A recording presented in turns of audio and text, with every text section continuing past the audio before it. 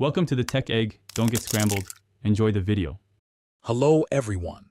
In this video, I will explain how to replace your Jeep Patriot's crankshaft position sensor.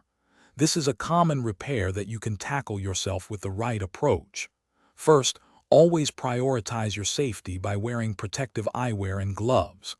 Next, gather your tools, which typically include a socket wrench set with 10mm and 13mm sockets, extensions, and a flathead screwdriver. To start, disconnect the negative battery cable to ensure no electrical current is flowing during the process.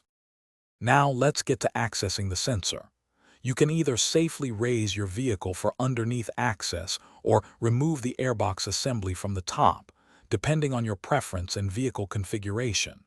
Once you have access, locate the heat shield at the rear of the engine block, often near the transmission. This shield is usually secured by two bolts, one 10mm and one 13mm. Remove these bolts and carefully move the heat shield out of your way to reveal the crankshaft position sensor. With the sensor exposed, the next step is the actual swap. First, press the locking tab and carefully disconnect the electrical connector from the old sensor.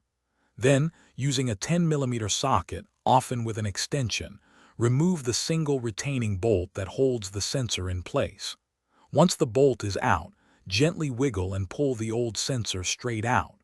Before installing the new sensor, it's a good practice to apply a small amount of silicone paste to its O-ring seal for easier installation and a better seal. To finish up, insert the new sensor into its mounting hole, ensuring it's fully seated.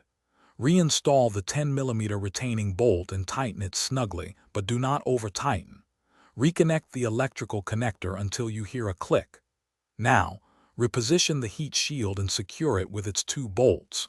Finally, reinstall the airbox assembly, reconnect the negative battery cable, and start your Jeep Patriot. Check for any warning lights and ensure the engine runs smoothly, confirming a successful repair.